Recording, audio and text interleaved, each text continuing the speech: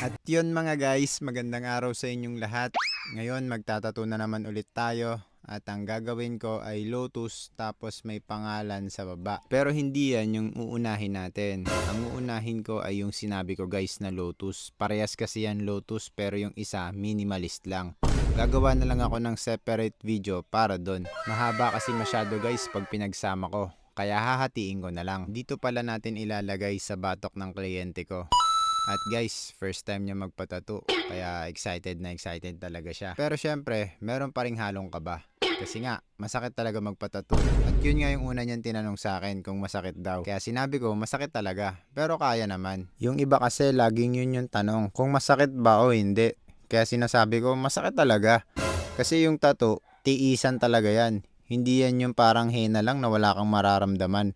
May mararamdaman ka na pain dito. Tapos magbabayad ka pa. Pero guys, hindi naman namin gusto manakit. Nagkataon lang talaga na ganito ginagawa yung trabaho namin. Meron kasi nagsasabi lagi sa akin na sinaktan mo na kami, tapos magbabayad pa kami ng mahal. Hindi magpahina ka na lang kung ayaw mo masaktan, di ba? Hindi, joke lang. Pero to be honest, huwag kang magpapatato kung ayaw mo masaktan. Tapos kung ayaw mo magbayad ng mahal, marami namang nagtatato na mura lang. At siguro kayang-kaya yun ang budget mo. Kasi guys, yung pagpapatato, willingness yun. Walang pipilit sa inyo. Sasabihin ng artist yung presyo at kayo naman yung magdidesisyon para doon. Kaya pag-isipan nyo munang mabuti guys bago kayo magpatato. Tapos syempre, pag-ipunan nyo na din. Kasi mahal talaga magpatato, lalo na sa may mga shop. Kasi nga, madami rin silang binabayaran katulad ng upa, yung mga supplies, tapos talent pa. Kaya sana po naiintindihan nyo yun. O siya, balik na tayo dito sa tatuan. Sa paglining pala nito, gumamit ako ng dalawang needle, 5RL at saka 7RL. Yung 7RL guys, yun yung ginamit ko para sa makakapal na lining. Tapos yung 5, yun naman sa mga maninipis. Medyo natatagalan kasi ako guys pagka 5RL lang yung ginamit ko all the way. Kaya nagdesisyon ako na gumamit din ng 7RL. Pero kahit 5RL lang yung gamitin nyo,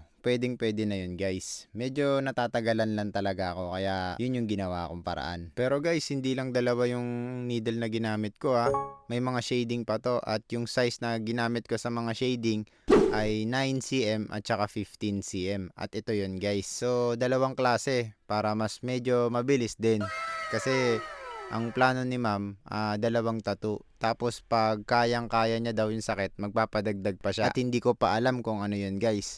Kaya abangan nyo. Kahit nga sabihin ko man na binibilisan ko, in general, mabagal pa rin po ako magtattoo. Kasi ako yung tattoo artist na gumagawa ng mga kahit anong tattoo.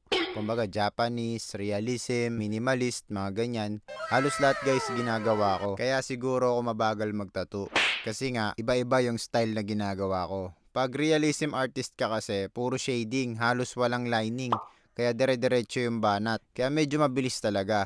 Tapos kung araw-araw mo pa yung ginagawa, kabisadong kabisado mo na yon. At sigurado ako, mabilis ka na magtato. Hindi katulad sa may mga lining na dapat gawin ng dahan-dahan at hindi pwede yung mabilisan na shading. Katulad nito guys, mabilis lang yan. Tignan nyo, pasok agad yung tinta, 'di ba? Kaya yon mga guys, malapit na pala tayong matapos. Gusto ko magpasalamat sa client ko at sa nag-refer sa kanya. Kilala nyo na kung sino kayo. Thank you din pala sa lahat ng nanood. Kung hindi ka pa po naka-follow dito sa Facebook page ko, paki-follow naman. Kaya hanggang dito na lang muna guys. Sa susunod ulit, maraming salamat. Bye!